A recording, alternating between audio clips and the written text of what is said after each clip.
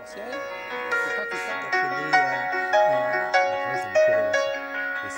En fonction des critères que je donne.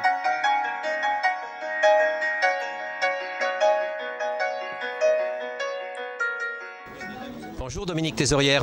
Bonjour, Monsieur Tran. Vous êtes principal du collège Belle de Mai à Marseille, dans le 3e arrondissement. Et vous êtes le collège connecté de l'Académie de Marseille. Absolument, nous sommes situés dans un quartier en zone éclair, ZSP, zone violence, le quartier le plus pauvre d'Europe. Et donc nous avons bâti ce projet Collège Connecté l'année dernière, au mois de mai 2013. Bon, alors les académies ont fonctionné un petit peu différemment pour désigner parce que certaines académies en ont deux, Collège Connecté. Comment ça s'est fait ici à Marseille ? D'une manière chronologique, c'est que quand j'ai été nommé dans cet établissement, j'ai trouvé qu'il y avait une force très importante au niveau du travail qui était fait en équipe, en transversalité, et puis il y avait des ressources importantes déjà au niveau numérique qui existaient, l'appel en classe dans toutes les classes, l'utilisation du logiciel Pronote, du travail sur des salles informatiques et des productions qui étaient très intéressantes. Dès que j'ai vu ça, j'ai réfléchi à développer par la dotation d'ordinatrices du Conseil Général, monter une salle multimédia, rafraîchir le parc informatique. Et là, tout à coup, on a été choisi pour être collège pilote sur la fibre optique. Donc j'ai accepté la fibre optique. Pourquoi sur la fibre optique ? La fibre optique, c'est en fait le travail du Conseil Général. En fait. Voilà, en fait, ils avaient plusieurs opérateurs à tester, dont un sur la fibre optique qui était numéricable, et on m'a demandé si je voulais bien le tester. J'ai accepté immédiatement, et en fait, c'est par ce fait que nous avons été choisis, nous avons été éligibles au collège connecté, puisque à ce moment-là, l'Académie a reçu la commande ministérielle de trouver une possibilité au sein de l'Académie d'un collège qui pourrait être connecté. Et à ce moment-là, nous étions le seul qui avions la fibre sur Marseille, en plus en zone éclair. Le CG nous a fait candidater et l'Académie a suivi. Et de là est parti le projet du collège connecté, donc au mois de mars 2013. Alors un collège connecté, certes c'est la fibre, c'est-à-dire c'est le très haut débit, c'est du matériel informatique, mais c'est pas que ça quand même. Non, absolument. Là, l'outil ne peut servir que sur l'application du projet d'établissement. En fait, nous, l'intérêt du collège Belle de Mai, c'était qu'il y avait un projet d'établissement très très fort, qui était avec beaucoup de moyens investis sur des groupes de besoins, sur du travail en transversalité, de la co-animation en classe. Et donc on a posé sur le projet d'établissement, on a bâti le projet du collège connecté. Donc ça, avec nos équipes, ça a été une règle sur laquelle je n'ai pas transigé. Je voulais absolument que le projet Collège Connecté de la Belle de Mai soit identifié Collège Connecté Belle de Mai sur le travail qui était fait à la Belle de Mai, et non pas servir de vitrine sur des choses qui ne se pratiqueraient pas au sein de l'établissement.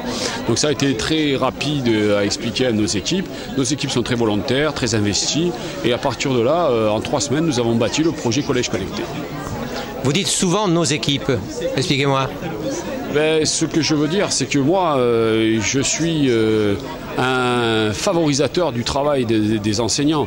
Moi, ma mission de chef d'établissement, c'est de mettre en place des dispositifs qui permettent à mes enseignants de faire progresser mes élèves et qui soient en capacité de faire réussir et qu'ils aient le plaisir de travailler dans ces secteurs-là. Il faut quand même se rappeler que nous sommes des établissements difficiles en éducation prioritaire, et les gens qui sont là sont très motivés, mais il faut leur donner aussi le goût, et moi, je suis là que pour faciliter leur travail. Je leur ai donné les moyens de changer effectivement un peu leur pratique, et c'est un peu là que le bas blesse, parce que la pratique du numérique au sein des établissements doit forcément être suivie d'un changement de pratique pédagogique. C'est le plus difficile à faire passer, c'est du pilotage d'extrême finesse, je dirais. Mais mes équipes travaillaient déjà selon un certain axe, et il a été relativement aisé de leur faire comprendre l'intérêt que pouvait avoir l'expérimentation numérique. Alors si j'ai bien compris, je vais caricaturer un peu pour mieux simplifier, il y avait des pratiques, le numérique est arrivé là-dessus. Est-ce que le numérique plus les pratiques antérieures, ça a produit de nouvelles pratiques ? Alors ça a produit de nouvelles pratiques et c'est surtout que ça a produit un effet énormément dynamique au niveau de l'établissement. C'est-à-dire qu'au sein des élèves maintenant, on est embêté si on n'a pas de pratique numérique. C'est ça ce qui est intéressant, c'est qu'il y avait quelques freins au départ sur l'usage du numérique et puis aujourd'hui les pratiques plus le numérique ont donné un intérêt aux enfants tel que c'est eux qui sont demandeurs et c'est là que nos équipes pédagogiques sont obligées de suivre. Donc c'est là un peu le côté pervers de la chose. Je ne sais pas pervers parce que je crois que de toute façon être enseignant aujourd'hui c'est forcément être adaptable, changer ses méthodes de pratique pédagogique, pour moi c'est fondamental. On n'est plus face à un public qui dit à 50 ans en arrière et donc je crois que les techniques numériques doivent être maîtrisées par les enseignants, on les accompagne, on les forme tout au long de la mise en place de ce projet et forcément ils se retrouvent dans d'autres contacts avec les élèves et d'autres moyens de transmission du savoir. L'horizontalité, elle fonctionne là ? Ah, complètement. Chez nous, de toute façon, c'était déjà quelque chose qui existait avant que je mette les pieds dans cet établissement. Le travail en équipe, le travail transversal, les groupes de besoins interniveaux, je veux dire des projets qui regroupent 3-4 classes par niveau et par discipline, de l'interdisciplinarité, de la co-intervention de disciplines différentes en classe, la relation du français aux mathématiques et aux autres enseignements. On est dans un établissement où l'axe principal, c'est la maîtrise de la langue. Donc forcément, oui, ça existe, l'horizontalité existe, elle est encore plus prégnante parce que on ne peut pas par le numérique, on essaye d'emmener tout le monde, mais on ne peut laisser personne sur le chemin. Alors, il y a quand même un problème qui se pose. Par essence, les personnels de direction, les chefs d'établissement sont des éléments de la verticalité du système de l'éducation nationale. Et là, vous n'arrêtez pas de nous parler de l'horizontalité dans l'établissement scolaire. Alors, ma question est simple. Comment on se situe quand on est un élément de la verticalité du système pour faire en sorte de fonctionner dans l'horizontalité ? Et effectivement, la commande institutionnelle, elle vient d'en haut. Notre modèle institutionnel est fait comme ça. Après, je veux dire, c'est une question de finesse du pilotage dans l'établissement. Le chef d'établissement, à mon avis, doit faire comprendre à ses équipes que même si la commande vient d'en haut, elle n'est pas forcément toujours acceptée comme telle, mais elle doit être partie prenante d'un intérêt collectif. Moi, je viens du monde du sport et donc l'intérêt collectif, je connais. Travailler en équipe, c'est des bases que je connais depuis tout le temps. Et pour moi, c'est essentiel de travailler en équipe dans des établissements encore plus en éducation prioritaire. Parce que la verticalité ne peut pas s'entendre à ce niveau-là. La commande peut être donnée, mais après, la finesse du chef d'établissement, c'est de faire passer le message, d'arriver à l'horizontalité. Je ne crois pas que ce soit si facile que ça. Je vous dis franchement que c'est beaucoup d'énergie. Il faut être persuasif. Il faut avoir un sens du relationnel très fin. Et on se heurte parfois à des freins qui sont liés à des approches différentes, parfois idéologiques, sur ce terrain-là. Et au niveau institutionnel, il y a encore toujours beaucoup de verticalité ? Là c'est difficile, vous êtes toujours dans la verticalité de vous poser cette question, mais la parole peut être libre à la limite d'une façon très générale. Je ne suis pas bien sûr que la parole puisse être libre, mais moi je l'entends comme ça. Moi je crois qu'à un moment donné, quand c'est bien, il faut dire que c'est bien, quand ça ne va pas, il faut dire que ça ne va pas. Je veux dire, c'est pas parce que ça vient de la commande institutionnelle que c'est forcément agréable à gérer et que c'est forcément acceptable par des équipes qui vivent au quotidien quand même des choses difficiles avec des populations extrêmement maltraitées sur le plan social, qui ont des horizons socio-professionnels très très limités, qui ont des moyens limités de survie dans ces quartiers où la peine est vraiment à vivre, quoi.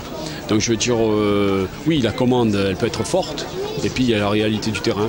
Je crois qu'aujourd'hui, ce qui est important, c'est que les chefs aient la prise de conscience du terrain, ce qui se fait dans notre établissement, hein. Et c'est un grand bravo à tous mes enseignants, un grand bravo aussi à tous mes élèves, parce qu'ils ont su s'y accoutumer, ils ont su se discipliner, ils ont su apprécier, même les cas les plus difficiles qu'on a présentés aujourd'hui à l'école communicante avec le dispositif d'école. Je crois surtout que la réalité du terrain, c'est la primordiale. On ne réussira que quand on sera au contact de la chose et quand on fait, à ce moment-là, on la voit évoluer, la chose. Et c'est là qu'on peut dire où on réussit ou on ne réussit pas. Vous avez pris la décision, certainement avec votre conseil d'administration et avec vos équipes, de faire en sorte que vos élèves, je dis bien vos, parce qu'on a une tendance à posséder de plus en plus, quand on est personnel de direction, l'ensemble de tous ceux qui travaillent avec soi.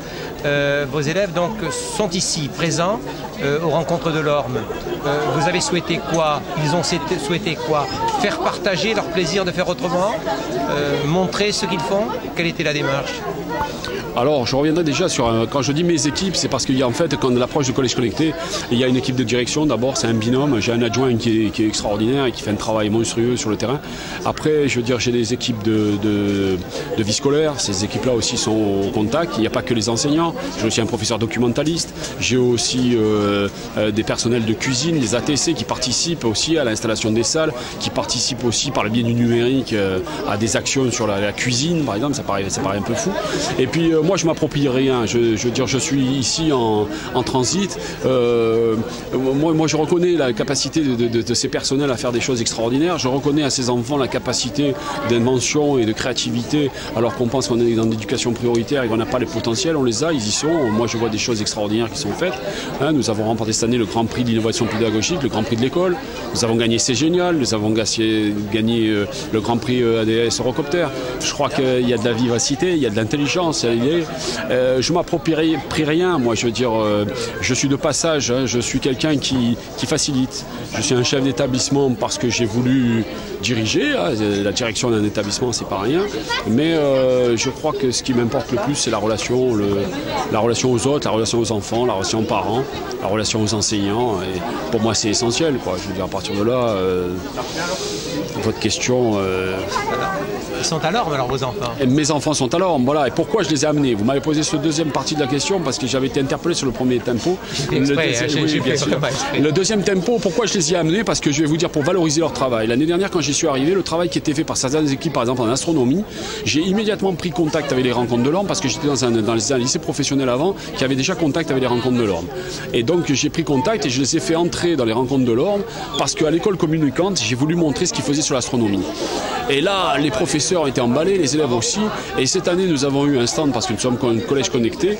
Et là, j'ai voulu montrer ce que les enfants de nos quartiers dits sensibles, avec leurs enseignants, leurs équipes, qui viennent montrer à tout le monde ce qu'ils pouvaient faire. J'ai amené des équipes sur le projet EADS Eurocopter, Histoire des Arts, d'école, sur le Comenius, la Friche Label de Mai, EPS, là demain. Je veux dire, je veux montrer la diversité du travail qui est fait dans cet établissement, et toujours en lien avec le numérique, et avec une capacité dans tous les domaines, une puissance, une créativité, une envie de réussir. Et j'ai voulu montrer à mes enfants aussi, à ces enfants-là, de ces quartiers-là, que Marseille, c'était pas que la Belle de Mai, qu'il y avait aussi le Parc Chanot, qu'il y avait aussi un autre Marseille, qu'il y avait aussi la mer, qu'il y avait aussi d'autres endroits que leur quartier. Il y a d'autres personnes, il y a des échanges avec d'autres personnes. Et moi, je veux pas que ces petits restent cantonnés dans leur univers et leur espace. Je veux qu'ils s'ouvrent aux autres, c'est une de mes missions. Je veux faire des citoyens de Marseille. Et être citoyen de Marseille, c'est ne pas être cantonné à la Belle de Mai. Merci beaucoup. Je vous remercie, M. Tran. À bientôt.